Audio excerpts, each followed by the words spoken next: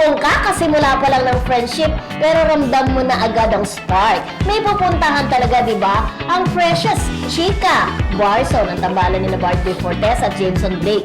Kahit may border love team na nga, katulad ng sinabi natin kanina sa eksena, hindi maitago ang mga papakilig at lambingan ni na Barbie at David. Kaya tuloy ang mga Kim Pao fanay na pa. Kailan kaya kami may halong inggit, may halang sana all at may tanong na hindi pa rin masagot hanggang ngayon? Kailan aamin ang Kim Pao? Ayun na nga. Pero ito ang sinasabi, hindi si David kasi pinado naman natin na madalas magkita si Barbie, tsaka si Jameson, sila talaga. Correct.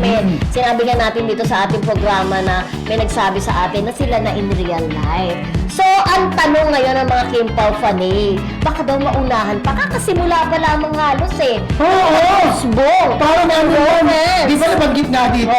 Nabanggit ni Romel Presente na may something na talaga sa dalawa. Ay, kakasimula pa lamang ng romance nila. Samantalang, ang Kim Pao daw ay nag-start pa noong late 2023 ng linlang, tapos nagkaroon sila ng What's Wrong with Secretary Kim, tapos nagkaroon sila ngayon ng The Alibay. At saka yung My Love Will Make You Disappear. Ng movie. Ngayon, ang tanong nga nila, kailan naman kaya? Kailan Baka kaya? naman daw, makabilang pa sila ng 10 proyekto para maumamin sila. Yes, kailan ba ang pag-amin daw? Aminin natin, Hintay ng Kim Pao. Panay talaga na gustong marinig talaga kung sila na. Oo. Diba? Kasi parang nabibitin sila. Parang, alam mo, kahit alam mo kasi ang tao, kahit na alam mong sila, hanggat walang confirmation sa isip mo na sila, parang nakahangka di ba? Correct. Unlike kasi yung Barson, sinasabi nila, dati sinasabi ni Jameson na friends lang kami.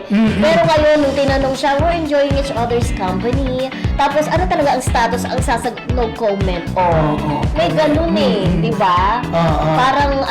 Parang sinasabi dito na mauunahan pa raw ng Barson ang Kim Pao. Oo, Diyos ko, parang ayaw pumayag ni di ba? Oo. Yes, okay. Parang di ba parang Kim Pao fans? Pero umamin na kasi. Pero kahit naman hindi umamin, di ba? Kami nga ni Romel Presente, lagi namin sinasabi na may something na talaga sa Kim Pao, sa mga kilos, sa mga galaw, sa mga ginagawa nila. Correct.